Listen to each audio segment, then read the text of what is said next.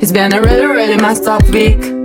Some days torture, some days better. La la la, la la la. Assalamualaikum warahmatullahi wabarakatuh. Perkenalkan, kami dari kelompok 9. Saya Faika Ezayori dari kelas 10C dan teman saya. Nama saya Nila Syakila A dari kelas 10C.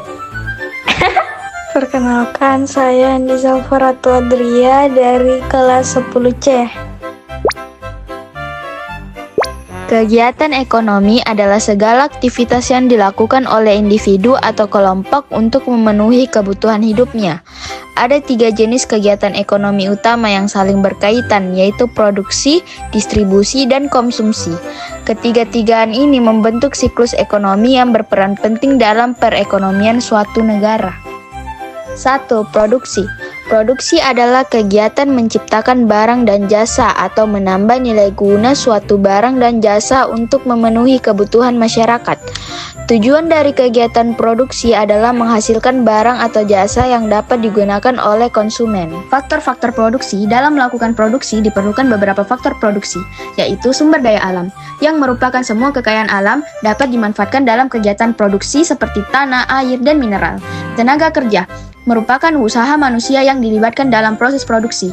Tenaga kerja dapat dibagi menjadi 2, yaitu tenaga kerja terdidik atau profesional dan yang tidak terdidik. Adapun faktor-faktor produksi lainnya, modal meliputi semua alat yang digunakan dalam proses produksi, baik berupa uang maupun peralatan. Modal terbagi menjadi 2, yaitu modal tetap, contohnya seperti mesin, dan modal lancar, misalnya bahan baku. Kewirausahaan, faktor ini mengacu pada orang yang berani mengambil risiko dan mengelola faktor-faktor produksi untuk menciptakan produksi atau jasa baru. Pengusaha adalah orang yang mengatur semua faktor produksi dan mengambil risiko demi mencapai keuntungan. Jenis-jenis produksi. Produksi dapat dikelompokkan berdasarkan hasil yang dihasilkan. Produksi barang, produksi yang menghasilkan barang-barang nyata seperti makanan, pakaian, atau peralatan elektronik. Produksi jasa, produksi yang menghasilkan jasa seperti jasa transportasi, pendidikan, kesehatan, atau pariwisata. Contoh kegiatan produksi, pabrik yang menghasilkan pakaian, perusahaan teknologi yang menciptakan perangkat elektronik, atau petani yang menanam padi adalah contoh-contoh kegiatan produksi. Semuanya bertujuan untuk menyediakan produk yang dapat dimanfaatkan oleh konsumen. Yang kedua, distribusi. Distribusi adalah kegiatan menyalurkan barang atau jasa dari produsen ke konsumen. Tujuan dari distribusi adalah memastikan produk dapat sampai ke konsumen akhir dengan mudah dan tepat waktu. Fungsi distribusi. Distribusi memiliki beberapa fungsi, yaitu fungsi transportasi. Barang atau jasa yang diproduksi oleh produsen perlu diangkut atau dipindahkan dari tempat produksi ke tempat konsumen. Transportasi memungkinkan barang bisa mencapai pasar yang jauh dari tempat produksi. Fungsi penyimpanan. Barang-barang yang belum siap dijual atau yang diproduksi dalam jumlah besar perlu disimpan agar tetap tersedia ketika dibutuhkan oleh konsumen. Gudang adalah tempat penyimpanan yang biasa digunakan dalam kegiatan distribusi. Fungsi penjualan. Fungsi ini mencakup aktivitas menjual barang secara langsung kepada konsumen. Penjualan bisa dilakukan secara langsung, misalnya di pasar atau toko, atau melalui sistem online. Jenis-jenis distribusi. Distribusi dapat dibagi menjadi 2 jenis, yaitu distribusi langsung. Produsen menjual produknya langsung kepada konsumen tanpa perantara. Contohnya adalah penjualan langsung di pabrik atau melalui toko resmi. Distribusi tak langsung. Produsen menjual produknya melalui perantara seperti grosir, agen, atau pengecer sebelum sampai ke tangan konsumen. Sistem ini membantu distribusi produk secara luas. Contoh kegiatan distribusi. Perusahaan logistik yang mengantarkan barang dari produsen ke konsumen atau agen penjualan yang memasarkan produk ke berbagai daerah adalah contoh dari kegiatan distribusi. Yang ketiga, konsumsi. Konsumsi adalah kegiatan menggunakan atau menghabiskan barang atau jasa untuk memenuhi kebutuhan atau keinginan. Konsumsi dilakukan oleh konsumen sebagai pengguna akhir dari barang atau jasa. Jenis-jenis konsumsi. Berdasarkan siapa yang melakukan konsumsi, konsumsi dapat dibagi menjadi 3, yaitu konsumsi individu. Konsumsi yang dilakukan oleh individu untuk memenuhi kebutuhan pribadi, misalnya membeli makanan atau pakaian. Kedua, konsumsi rumah tangga. Konsumsi yang dilakukan oleh keluarga atau rumah tangga, misalnya biaya listrik, air, atau gas. Ketiga, konsumsi pemerintah. Pemerintah juga melakukan konsumsi untuk kepentingan publik, seperti pengadaan fasilitas kesehatan, pendidikan, atau keamanan. Pola konsumsi setiap orang berbeda-beda, tergantung pada pendapatan, harga barang, dan kebutuhan masing-masing.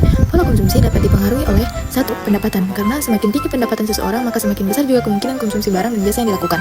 Yang kedua, harga barang dan jasa. Harga yang lebih rendah biasanya meningkatkan konsumsi, sedangkan harga yang lebih tinggi bisa menurunkan konsumsi. Yang pertama, sebagai konsumen, masyarakat bernegeri mengkonsumsi dan membeli barang dan jasa dari dalam negeri. Kegiatan ini disebut ekspor karena barang dari Indonesia dijual ke luar negeri. Pelaku kegiatan ekonomi adalah orang, kelompok atau lembaga yang melakukan aktivitas ekonomi seperti produksi, distribusi, dan konsumsi untuk memenuhi kebutuhan hidupnya dan orang lain. Rumah tangga konsumen. Yang ketiga, Rumah tangga konsumen sebagai dapat investor, dibagi menjadi masyarakat 3. luar negeri 1. Sebagai menanamkan konsumen modal, membeli barang uang dan atau jasa aset untuk memenuhi untuk kebutuhan sehari-hari. mengembangkan usaha 2. di dalam Sebagai negeri. pemasok atau pemilih Yang faktor keempat, produksi sebagai yang menyediakan sumber tenaga kerja, tenaga ahli. tanah, modal, dan Masyarakat keahlian luar yang negeri dibutuhkan memberikan produsen untuk keahlian menghasilkan barang dan dan jasa. teknologi yang Yang belum terakhir adalah dikuasai sebagai oleh penerima tenaga imbalan kerja dan dalam menerima negeri. imbalan dari produsen sebagai balas Seperti jasa atau faktor produksi yang diberikan. Rumah tangga produsen. Rumah tangga produsen dapat dibagi menjadi yang pertama sebagai produsen. Rumah tangga produsen menghasilkan barang dan jasa yang dibutuhkan masyarakat. Yang kedua sebagai pengguna faktor produksi.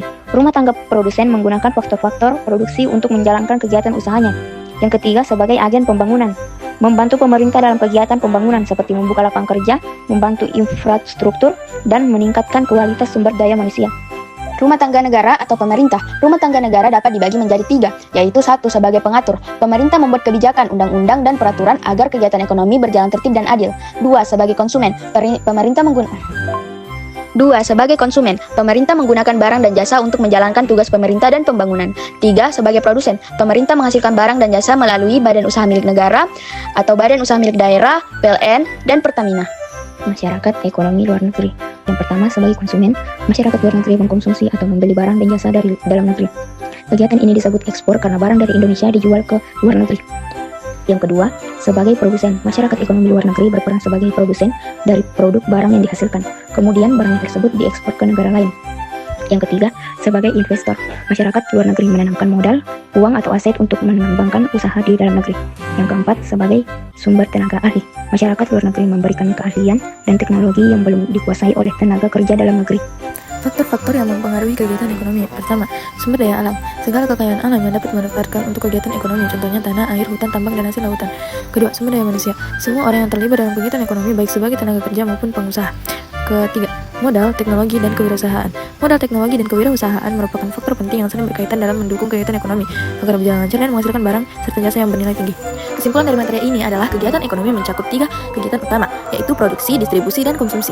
Tujuannya untuk memenuhi kebutuhan hidup manusia dan meningkatkan kesejahteraan masyarakat. Kegiatan ekonomi melibatkan berbagai pelaku, yaitu rumah tangga konsumen, produsen, pemerintah, dan masyarakat luar negeri. Faktor-faktor seperti sumber daya alam, manusia, modal, teknologi, dan kewirausahaan sangat mempengaruhi kelancaran kegiatan ekonomi. Jika semua unsur tersebut bekerja dengan baik, maka perekonomian akan berkembang dan kehidupan masyarakat menjadi makmur dan lebih makmur.